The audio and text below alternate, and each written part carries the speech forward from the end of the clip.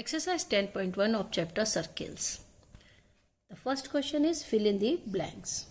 The center of a circle lies in of the circle. तो center of circle हमेशा कहाँ होता है? Interior of the circle. कहाँ होता है circle के अंदर? Interior. Okay. The right answer is interior of the circle.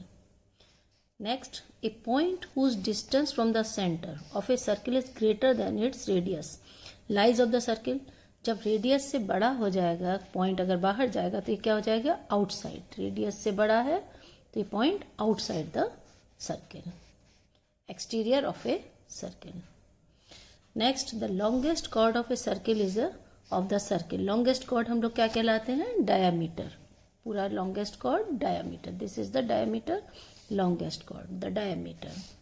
And arc is when it's end are the ends of the diameter.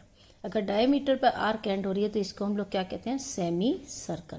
This is the semicircle. Then arc is a semicircle when it's ends are of the ends of the diameter. Okay. The segment of a circle is the region between the arc and of the circle. देखिए, segment हम लोग इस reason को कहते हैं. Arc और cord के बीच के बने हुए रीजन को कहते हैं कि this is the segment. The segment of a circle is the region between arc and the chord. यहाँ क्या लिखेंगे? The chord of the circle. A circle divides the plane on which it lies in three parts. Where is the three parts? Exterior, interior and the circular region. इस line को हम लोग कहते हैं इसको circular region. तो divided into three parts. The second question is write true or false. Give reason for your answer. A line segment joining the center of any point on the circle is the radius of the circle. True. Line segment center और circle के किसी भी point, ये circle है, ये center है और ये point को join करेंगे तो ये क्या बनेगी? Radius. It means it is true. A circle has only finite number of equal chords. इसमें finite number होती है. No. False. Many equal chords. Okay.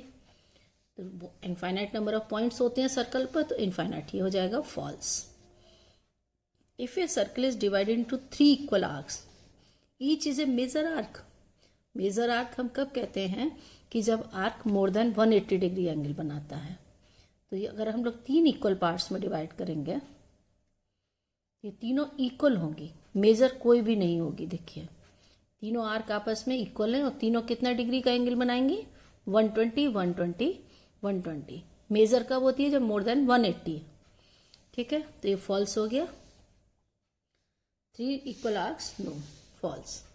The circle, the chord of a circle which is twice as long as radius is the diameter of the circle. True है, सब कोई जानता है कि diameter is twice as long as radius. Next, sector is a region between the chord and the corresponding arc. No, sector region नहीं होता, वो segment होता है. और सेक्टर किसके बीच में बनता है? दो रेडियस के बीच में. जैसे ये सर्कल है, एक रेडियस ये, एक ये, दोनों के बीच का जो रीजन होता है हम लोग इसको कहते हैं सेक्टर. ओके. तो फॉल्स. यहाँ पर सेगमेंट होता तो राइट होता, otherwise false. A circle is a plane figure. Yes, true. Circle एक प्लेन फिगर है. ओके.